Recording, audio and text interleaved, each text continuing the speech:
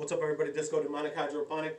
Today I'm going to do the second to the last video. I'm going to show you how to use the energies and incorporate them in the lower dantian. And then I'm going to just explain to you just really quickly what entities you can summon while doing the middle pillar ritual, the Qliphothic middle pillar ritual that you're going to do throughout the afterward in order to get all the energies flowing and everything or whatever, you know what I'm saying? You can use different entities in the Qliphoth. Some of them have like co-ruling. Some of the spheres or the shells have two entities that they co-rule each shell.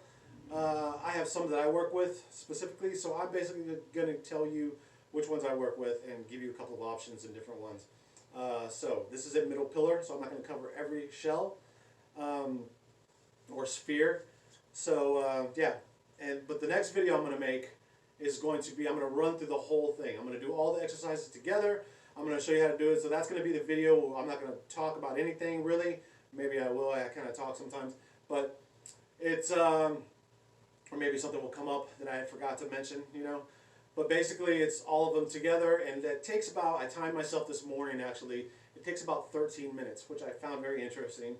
13 being a number related to death. So I thought that was pretty cool.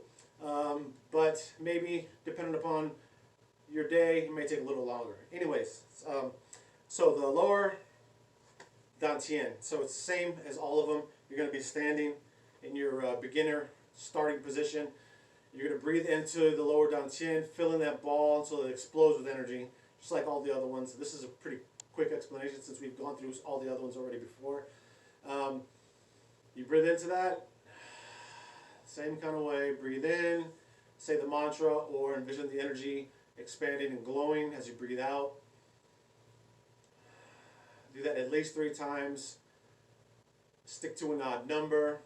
And then whenever you're ready to ignite or expand the energies, you breathe in, and you sit into this as well, and then you go like this. Like, I don't know if you guys have ever seen these strongman competitions where they hold those big balls of stone. That sounded kind of funny, but basically it's kind of like that. So you're going to expand this just like you expanded the first two, but down, and then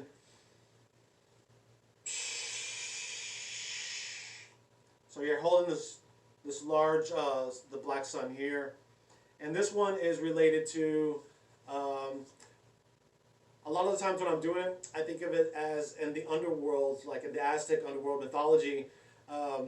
When the sun sets on this plane, like our sun sets, they would see it as it rises in the land of the dead, or one of the land aspect. Let me see. There's different lands of the dead. Let's say Mictlan. So Mictlan, it would rise in Mictlan, and then as it was nighttime, it would do its thing, and then it would rise when the black sun was setting in Mictlan.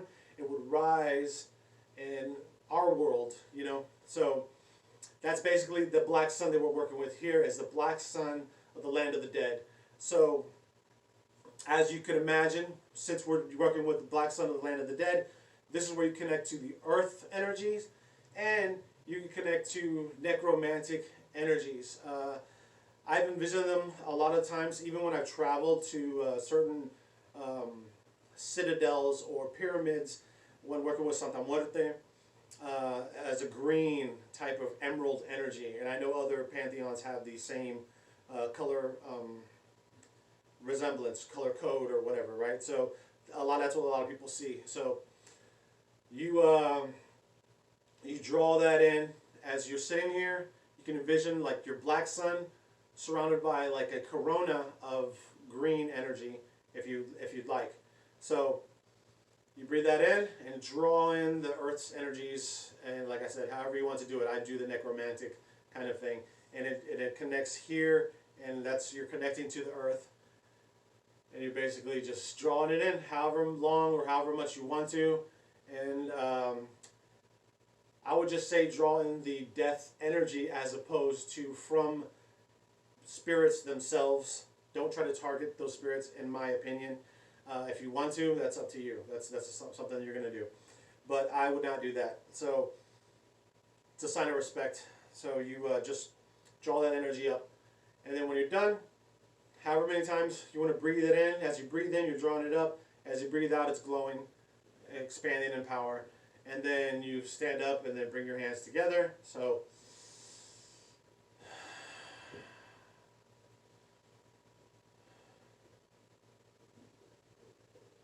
and you sit into that when you're done. Back to the starting position. Now from here, I tend to do different hand gestures while I'm moving on through the Qliphoth to kind of like solidify within my mind that the energies are there and I want them to flow. Sometimes I'll do this kind of thing. So I do this, envisioning there's like an auric energy field, a magnetic field around your body. And this is how I envision, like this. One flows this way, one flows that way, or you want to mix them both up, or however you want to envision them, depending upon the degree of your study. I'm not trying to tell you how to think, so basically I'm just giving you something to enhance that. So, okay, anyways, yeah, so it flows, one flows down, one flows out, or, however. Anyways, so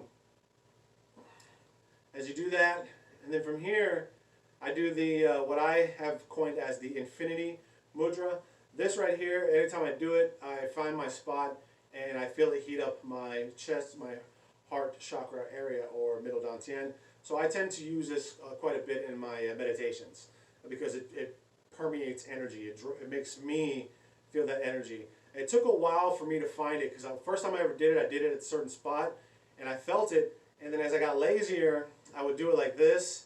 And it didn't really, I still feel the energy, but not as much as I would if I would move it around. So you might need to find your spot, your G spot, so to say. And then from there, just remember where that spot is and keep that spot. If you want to practice moving it around different spots, that's fine too. Do whatever you want. And then from there, you will start with the middle pillar, intoning the words of the middle pillar of the Qliphoth. So basically, the top one is Thaumiel.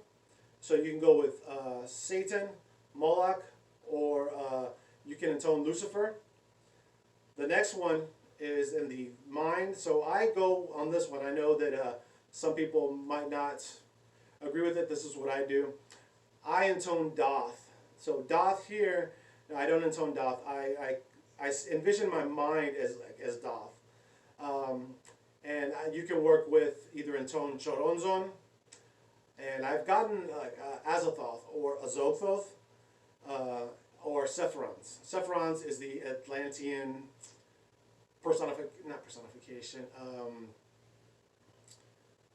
the Spider Queen in the Atlantean current. All right, so Sephiroth.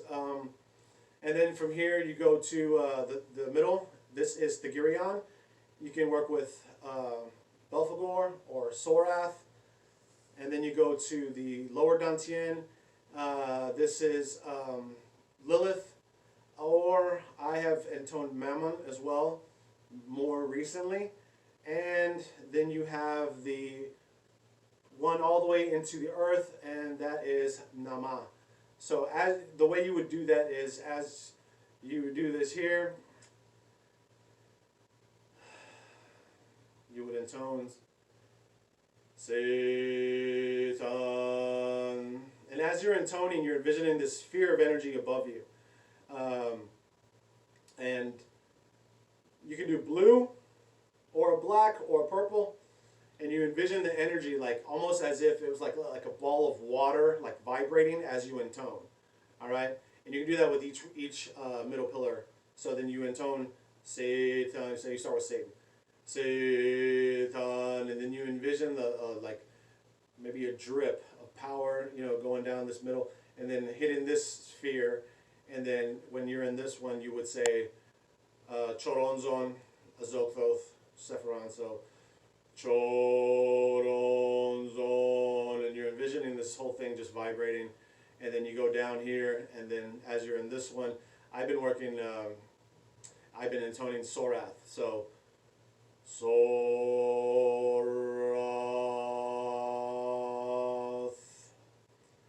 here, you go down this one, but your hands always stay in the same spot. Lilith, or as I've been working with lately, Mammon. And again, each time you're envisioning in each area the ball of energy, like just vibrating, right? And then you go down to the bottom, all the way down the connection to the earth, and you intone Nama. Nama. And after this, you can put your hands in a prayer position, or you can also do the Baphomet up and down, one pointing up, Salve Coagula. I do the prayer kind of hands thing. That way the energy is still flowing through me. I like the way that feels, so I have the energy kind of like going, just flowing through me. This is like a connecting point, basically. So you can say Agioso Chavajoth, Agioso Azerate, or both, and you can intone them. So Agioso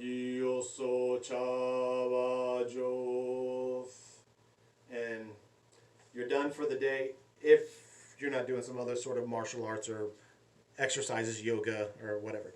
So anyways, the next video, I'm going to do all of them. I'm going to just work through all of it, so a lot of you guys can get the idea how it looks all together. These are just the steps, and hopefully you've been watching them, or after you see the finished one, you'll go back and watch the other ones to kind of see what they mean.